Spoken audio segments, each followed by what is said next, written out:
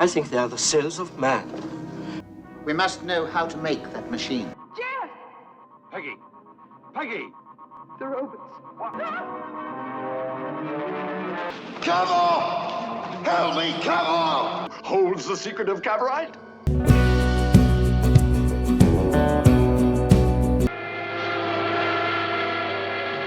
Leave us alone.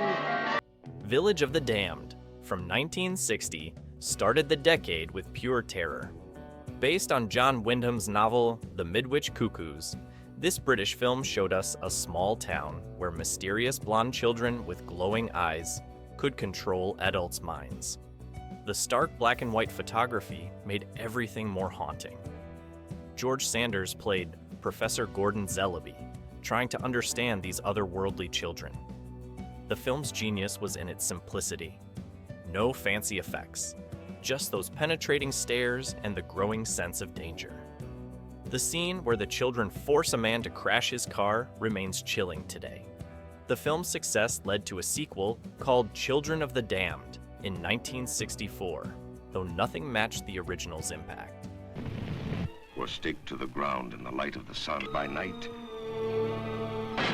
The Last Man on Earth, 1964, gave us Vincent Price in the first adaptation of Richard Matheson's novel, I Am Legend. Shot in Italy, but set in a desolate Los Angeles, the story follows Dr. Robert Morgan, the sole survivor of a plague that turns humans into vampire-like creatures. Every day, he hunts the infected while they sleep. Every night, they surround his house, calling his name. The empty streets, filmed in Rome's EUR district, created perfect isolation. Price's narration guides us through his daily routine of survival, sharpening stakes, hanging garlic, and searching for supplies. The scenes of him finding his infected wife remain heartbreaking. Despite its low budget, the film created a template for every post-apocalyptic survival story that followed. Pilot, is he blind too? Going to be The Day of the Triffids, 1962, adapted from another John Wyndham novel, showed us what happens when killer plants take over Earth. A mysterious meteor shower blinds most of humanity, leaving them helpless against walking. Carnivorous plants called triffids. Howard Keel played Bill Mason, who keeps his sight by being in the hospital with bandaged eyes during the meteor shower. The triffids themselves, though sometimes criticized for their appearance, made a terrifying sound. A rattling, clicking noise that meant death was approaching. The scenes of blind people wandering London streets while triffids hunt them are unforgettable. The film changed the book's ending to be more optimistic, but the journey there is filled with tension and genuine scares. What's your favorite sci-fi horror film from the 60s? Share it in the comments below. I'd love to hear your thoughts and memories about these classics. what is happening here and now. Quatermass and the Pit, 1967, released in America as 5 Million Years to Earth, brought Nigel Neal's brilliant BBC serial to color film. During subway tunnel construction in London, workers discover an ancient spacecraft containing insect-like aliens. Andrew Keir played Professor Bernard Quatermass, investigating how these aliens influenced human evolution. The film builds tension gradually, revealing connections between the spacecraft, psychic phenomena, and humanity's violent tendencies. The special effects team created memorable visuals, especially the ghostly images of ancient Mars and the telekinetic finale. Hammer Films' production values gave everything a polished look, while the script tackled big ideas about human origin and destiny. Bert, get me a fix on this right now. West Pyres. Planet of the Vampires, 1965, by Mario Bava, proved that Italian horror could work in space. Two spaceships investigate a mysterious planet where an invisible force tries to possess the crew. The film's visual style influenced many later movies, including Alien. The astronauts wear shiny black leather suits with high collars, creating a distinctive look. Bava used colored lights and fog to transform simple sets into an alien world. The crashed spaceship's interior, built from plastic and salvaged materials, looks surprisingly effective. Barry Sullivan led the cast as Captain Mark Markery, fighting to keep his crew alive while investigating the planet's secrets. Despite the limited budget, Bava created unforgettable images of space horror. What's happening? First Men in the Moon, 1964, adapted H.G. Wells's story with Ray Harryhausen's special effects, magic.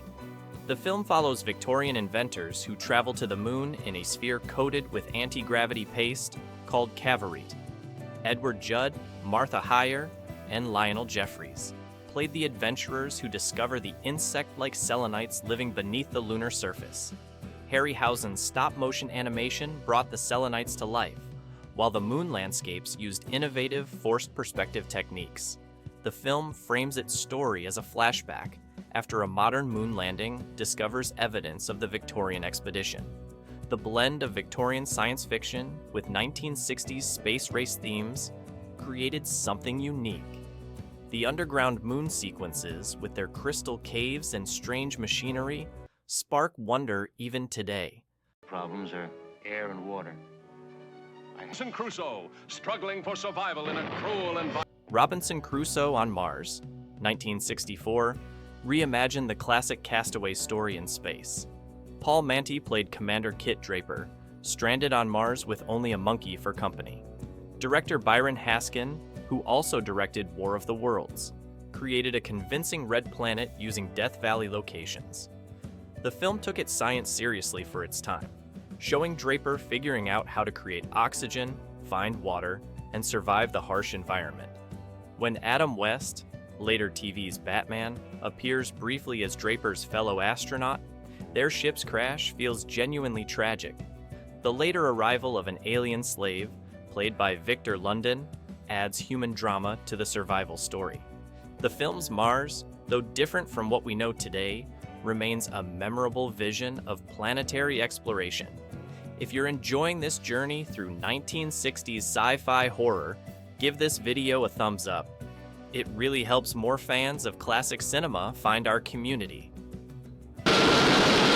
From the presses of Fleet Street, today... A Black Monday. What about it? The Day the Earth Caught Fire, 1961, tackled environmental disaster with documentary-style realism. After simultaneous nuclear tests knock Earth off its axis and toward the sun, London faces rising temperatures and increasingly erratic weather. Edward Judd played Peter Stenning, a newspaper reporter investigating the crisis. Director Val Guest used yellow filters and actual London locations to show a city suffering from extreme heat. The newspaper office scenes, filmed in the Daily Express building, add authenticity. The film presents two possible endings: survival or destruction, printed on different colored film stock. Its warnings about nuclear weapons and climate change seem remarkably current.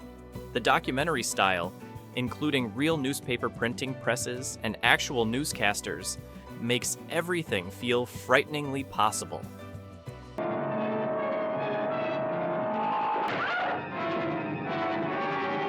The Earth Dies Screaming, 1964, showed alien invasion on a small scale.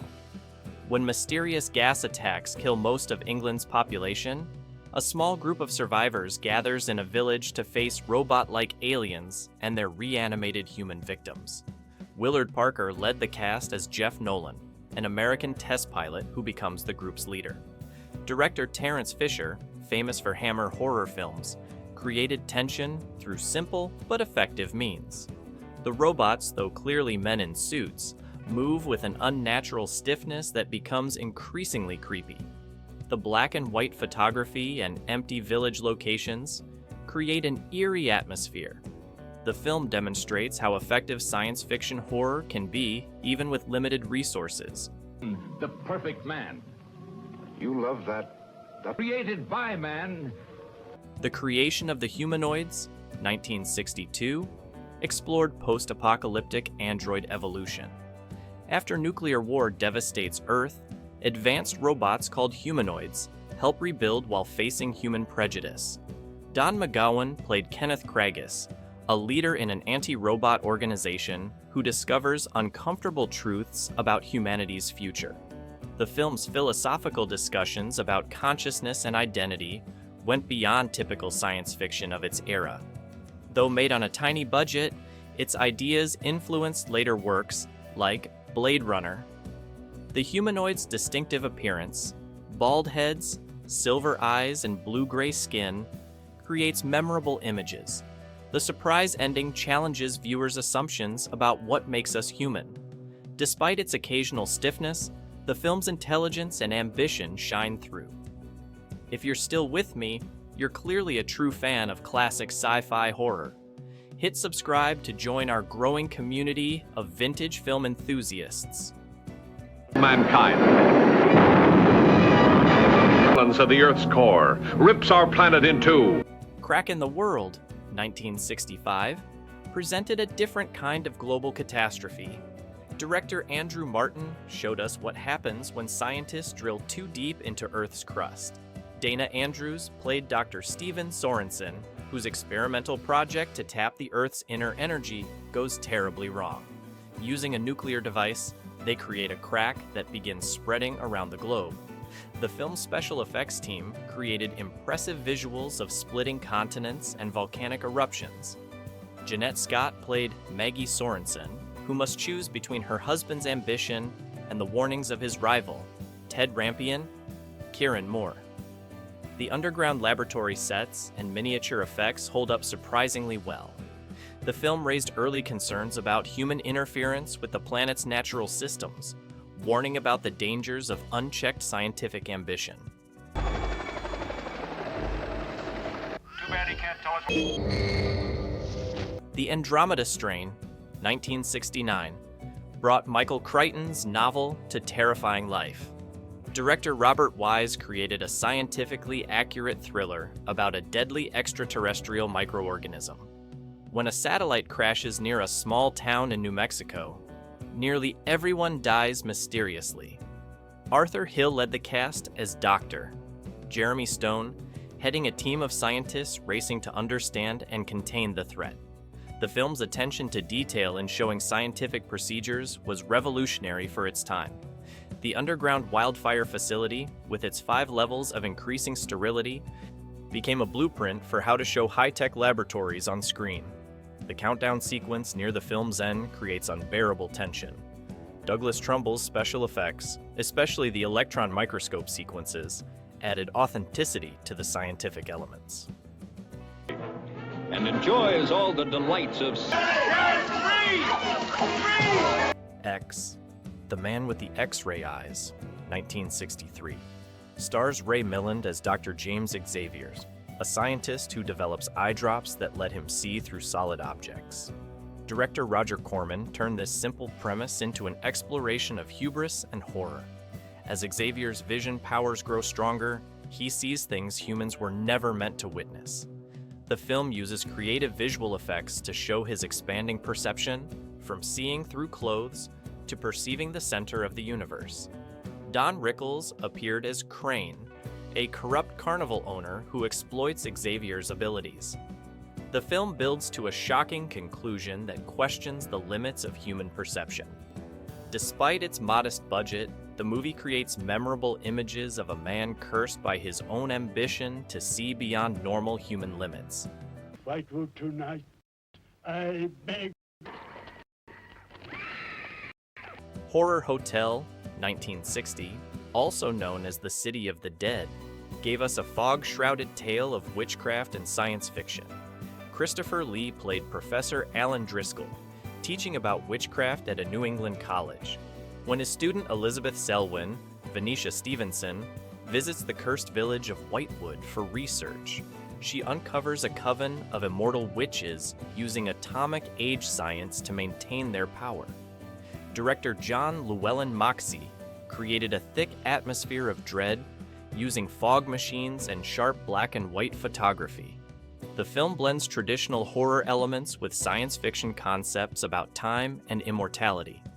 The Massachusetts setting was actually created entirely in England, but the authentic-looking fog-bound streets and period details make it convincing. The Underwater City, 1962, combined science fiction with underwater adventure. William Lundigan played Bob Gage, an engineer working to build a self-sustaining city beneath the ocean. Director Frank McDonald explored both the technical challenges and human drama of underwater living. The film used impressive underwater photography and miniature effects to create its submerged world. Julie Adams played Dr. Monica Powers, a marine biologist studying sea life around the experimental city.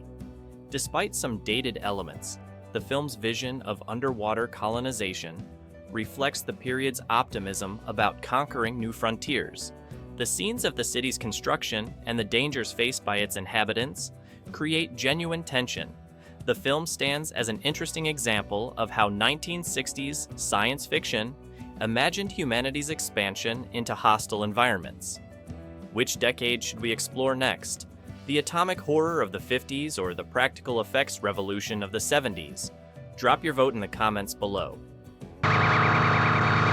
Children of the Damned, even more from Nigeria, and Mark from America. Children of the Damned, 1964, the sequel to Village of the Damned, took the concept in a new direction.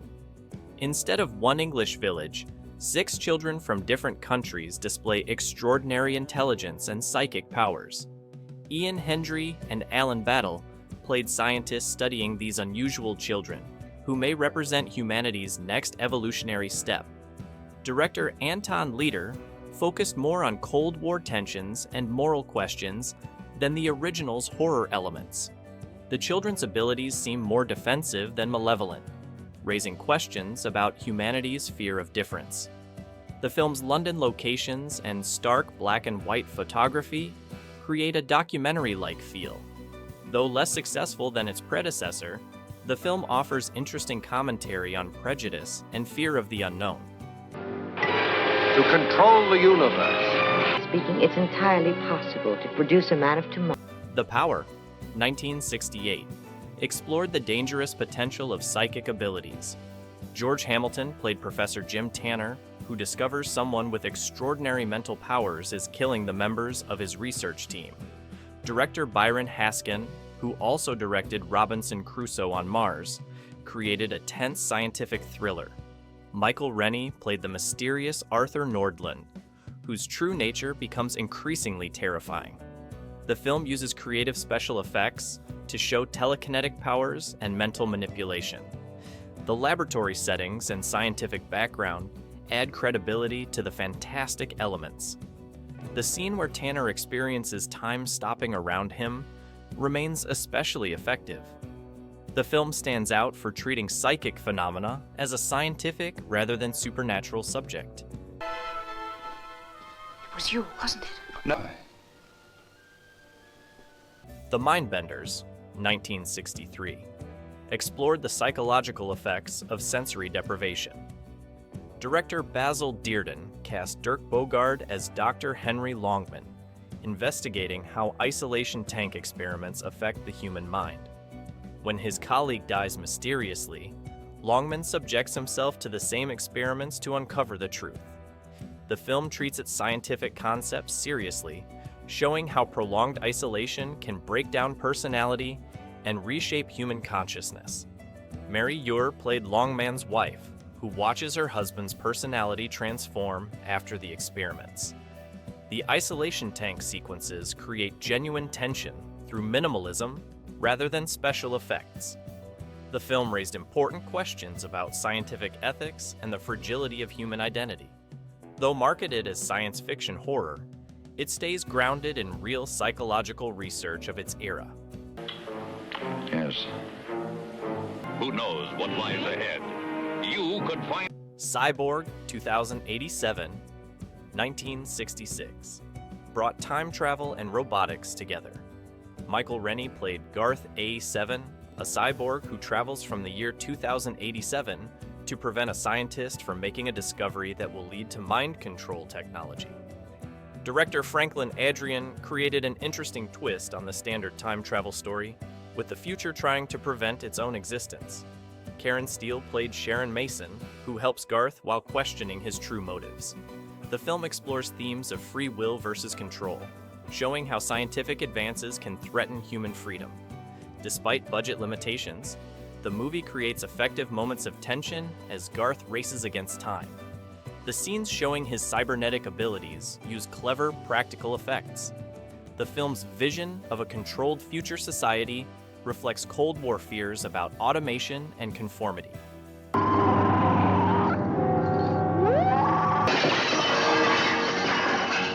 Die, Monster, Die, 1965. Adapted H.P. Lovecraft's story, The Color Out of Space, with Boris Karloff as Nahum Whitley, a scientist experimenting with radioactive meteorites. Director Daniel Haller, known for his work as art director on other American International Pictures films, created a colorful Gothic atmosphere. Nick Adams played Stephen Reinhardt, investigating why his fiance's family home has become the center of mysterious occurrences.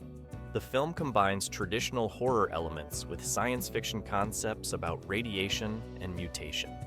Karloff brings dignity to his role as the obsessed scientist watching his experiments spiral out of control. The greenhouse scenes, showing hideously mutated plants and animals, create memorable horror images. While taking liberties with Lovecraft's story, the film maintains his themes about the dangers of tampering with unknown forces. And there you have it, 20 unforgettable sci-fi horror films from the 1960s, each one pushing boundaries and sparking our imagination. If you enjoyed this journey through retro cinema, hit that subscribe button and notification bell to join our classic movie community. Thanks for watching, and I'll see you in the next exploration of film history.